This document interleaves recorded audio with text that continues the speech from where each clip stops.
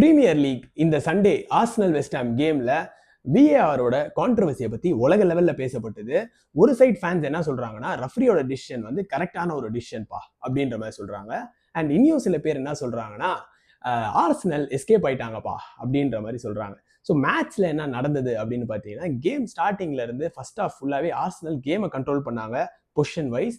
And கவுண்டர்ல West Ham கொஞ்சம் த்ரெட்டா இருந்தாங்க. அண்ட் செகண்ட் ஹாஃப்ல தான் உண்மையான சம்பவங்கள்லாம் ஆரம்பிச்சுது. அண்ட் மாத்தி அட்டாக் பண்ண ஆரம்பிச்சாங்க. அண்ட் 84th மினிட்ல, அதாவது ஆர்சனலுக்கு ட்ரொசார்ட் லீட் கொடுப்பாரு. 1-0 அப்படின்ற மாதிரி ஆயிடும்.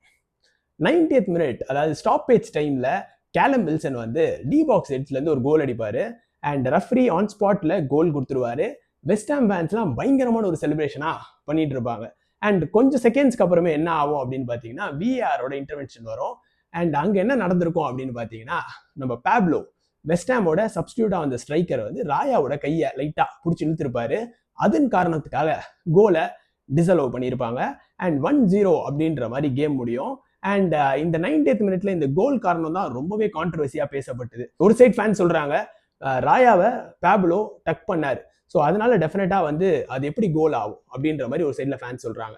அண்ட் இன்னும் சில பேர் என்ன சொல்றாங்கன்னா, கரெக்ட் தான் நீங்க சொல்றது, ஆனா இதுக்கு முன்னாடி மேட்ச்லாம் எடுத்து பாருங்க, இந்த மாதிரி நிறைய விஷயங்கள் நடந்தது, அதுவும் ஆர்சனலுக்கு அட்வான்டேஜா நடந்திருக்கு. ஸோ எகெயின்ஸ்ட் நிறைய டீம்ஸ்க்கு இந்த மாதிரி தான் இவங்க பண்ணியிருக்காங்க. ஆர்சனல் அப்பெல்லாம் கோல் கொடுத்தீங்க, இப்போ மட்டும் ஏன் கோல் தரல அப்படின்ற மாதிரி கேட்குறாங்க. என் ஒப்பீனியன் நான் என்ன சொல்வேன்னா, on this match referee made the correct choice. Referee கொடுத்த டிசிஷன் கரெக்டான ஒரு டிசிஷன் தான். டெஃபினட்டா வந்து நம்ம பேப்லோ வந்து ராயாவோட கையை பிடிச்சி இழுத்தார். ஸோ எப்படி ஒரு பாடி பண்ணனா டெஃபினட்டா கோல் கீப்பரால எதுவும் பண்ண முடியாது. ஸோ அதன் காரணத்துக்காக அது கோலை வந்து டிசலோவ் பண்ணியிருந்தாங்க.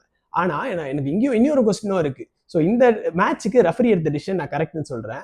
பட் ப்ரீவியஸா நிறைய மேட்சஸ்ல ரெஃப்ரி ரொம்ப இன்கன்சிஸ்டண்டா இருந்திருக்காங்க. நம்மளுக்கு தெரியும் எந்தெந்த மேட்ச் அப்படின்னு. ஸோ அந்த மேட்ச்லயுமே கன்சிஸ்டண்டா இருந்தனா டெஃபினட்டா இதை கான்ட்ரவர்சியா நடந்திருக்காது. அண்ட் ஆல்சோ விஏஆர் வந்து எதுக்கு இருக்கு? ஸோ வந்து எரர்ஸை மினிமைஸ் பண்றதுக்கு தான் விஏஆர். இங்க எவ்ரி வீக் நம்மளுக்கு எப்படி இருக்குன்னா ஒரு கான்ட்ரவர்சி தான் ஆரம்பிக்குது. ஸோ உங்க ஒப்பீனியனை சொல்லுங்க பாய்ஸ், இது டெஃபினட்டா கோல் கொடுத்துருக்கணுமா, இல்ல ரெஃப்ரி எடுத்த டிசிஷன் வந்து ஒரு கரெக்டான டிசிஷனா அப்படின்றத டெஃபினட்டா எனக்கு கமெண்ட்ல சொல்லுங்க. அண்ட் ஆல்சோ இந்த வீடியோ பிடிச்சிருந்ததுன்னா மறக்காம லைக், ஷேர் அண்ட் சப்ஸ்கிரைப் பண்ணிடுங்க. மீண்டும் நெக்ஸ்ட் வீடியோல சந்திப்போம். until then it's bye from me. நன்றி, வணக்கம்.